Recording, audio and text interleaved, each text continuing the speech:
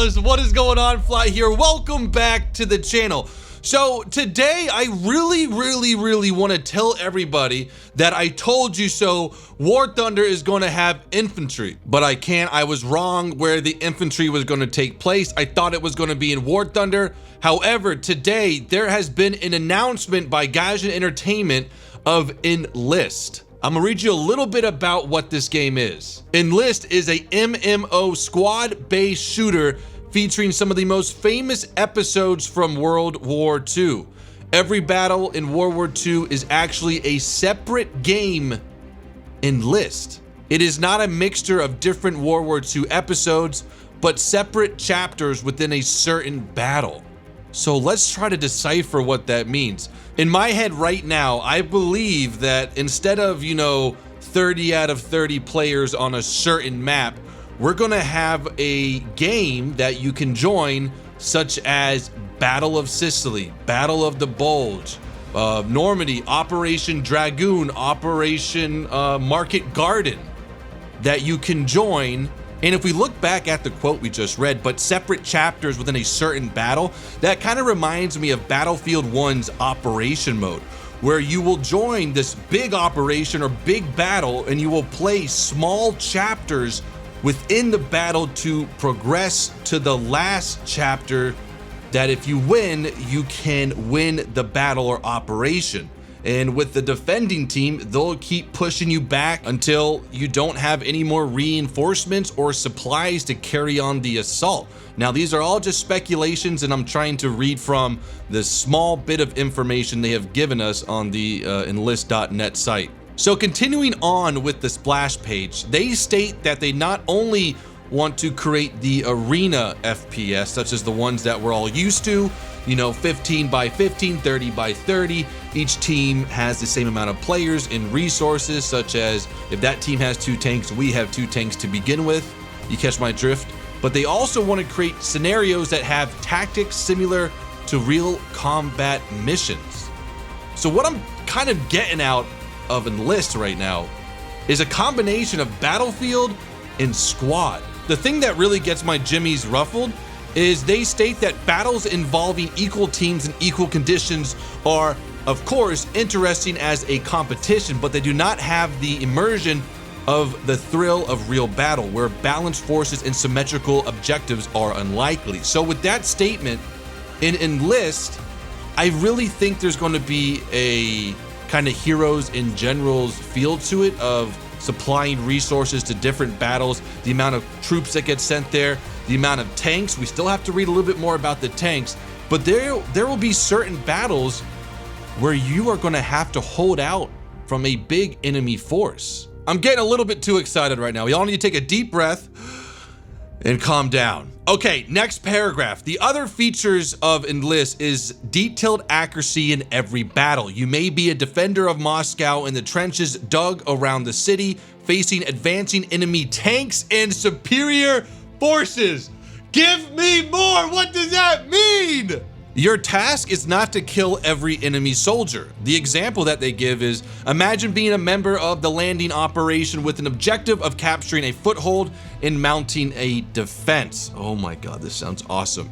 If I can just let my imagination roll free, imagine if your objective was to blow out a bridge where the enemy tanks couldn't push across the river to help defend or to help attack. The next important feature of Enlist, and I'm just going to add 2 words into that first bit of words there. The next most important feature of Enlist is an opportunity to control a military unit in some scenarios and not a single character. So hopefully with military unit, that can be maybe a squad of AI soldiers, a tank, anti-air vehicle, maybe a plane. I don't know. First, you gather your unit and then you play with this unit until you complete your objective or until the last member of this unit of yours dies. That last part makes it sound like an infantry squad, but the first part sounds like a tank and maybe a plane. We'll just have to wait and see, but this kind of just seems like War Thunder with infantry. It seems like infantry has the right of way and the vehicles come second. And that's a really good idea, because if they were to implement infantry in War Thunder on those maps, firstly, infantry, in my opinion, would have been very, very OP. Imagine a small little dude 3 kilometers or 2 kilometers away sitting in a bush about to lock onto you with a javelin in your T-62. And you definitely can't see him. And secondly, they would have to redo all of the game mechanics. So having this new game opens up so many possibilities to add ground units and potentially air units, watered down to make them secondary to the infantry being the main focus of the game. So now let's address the big elephant in the room. When I first heard about Enlisted and visited the website, there was this big red button that says back the project. And there's a little confusion going on, even myself included. But what this big red back the project button is for are stretch goals. The game's gonna come out no matter how much money is raised for it. It looks like it's gonna have a lot of guns. It looks like it's gonna have the Battle of Normandy or Invasion of Normandy, Battle of Moscow, just from these pictures on here. But the stretch goals are for additional content. So at $250,000, the Tunisia campaign, I guess, is started to be worked on, to be released in the game. At $500,000, next campaign picked by the players, $750,000, game modeled by players' choice. Don't know what that means. And at 1 million, released on game consoles. So with $1 million raised, if that ever happens, you know, we could have some PS4 players on Enlisted, just like in War Thunder. But just some more information about the crowdfunding from Enlisted. They state if the crowdfunding succeeds, it will show that we are moving in the right direction alongside with our community, who will provide major support for the development. As part of our open development program, we are going to not only show how much money we have gathered, but also publish regular reports on which aspects of the development this money was spent and what goals we have set for further stages of the development.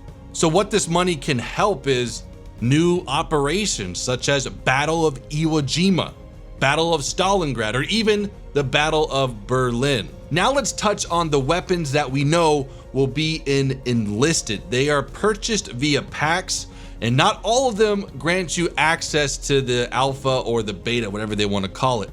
The first one is the Infantry Mosin Rifle Mod 1891.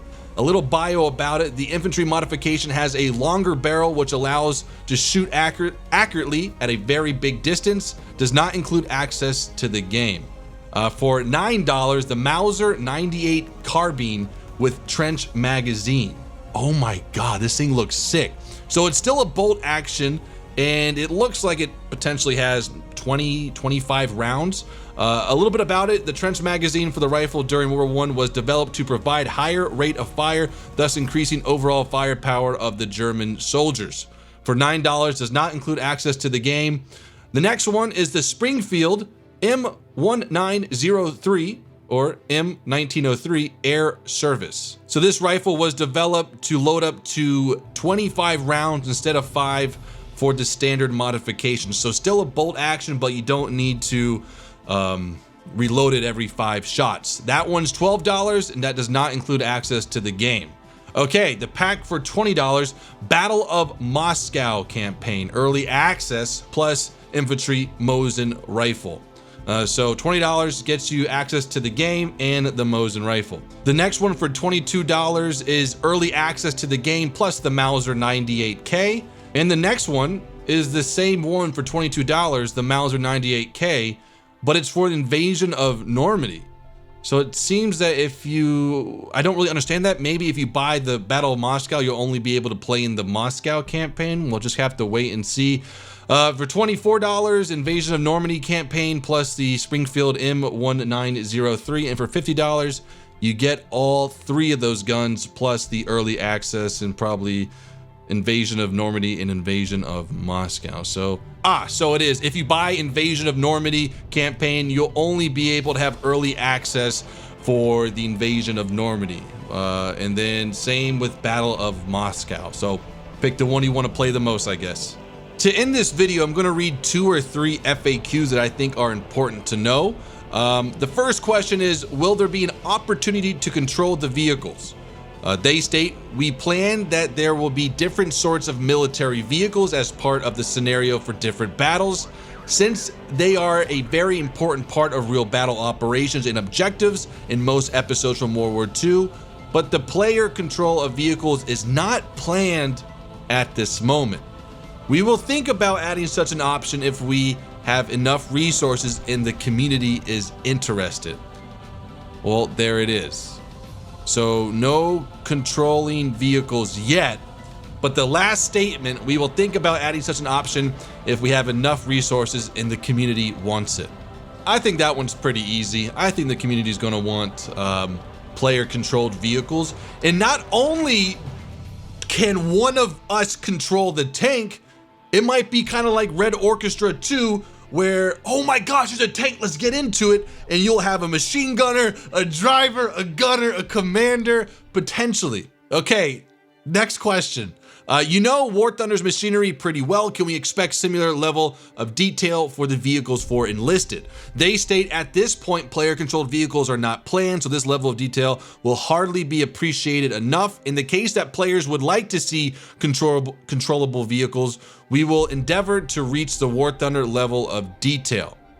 I think multi-controlled vehicles would work the best in Enlisted just because it takes a little bit more teamwork and you can't romful stomp the enemy team by being able to control every single factor of the tank. The next question is pretty damn cool. It says, how many soldiers will there be in one battle? Enlisted responds with, the game will have different scenarios. We have tested battles of 120 to 150 soldiers in one battle, and it seems that it will be close to the maximum. Greater numbers require another approach to detailisation,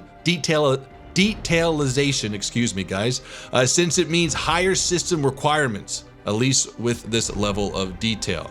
So guys, I hope you have enjoyed today's video. I'll be bringing you guys more updates as they're released to the public, but right now Enlisted is looking very promising, and I do enjoy how they state that they want to listen to the community. So hopefully we can, you know, bleed their ears with the amount of feedback we give them and shape Enlisted how the majority of the players want it to be.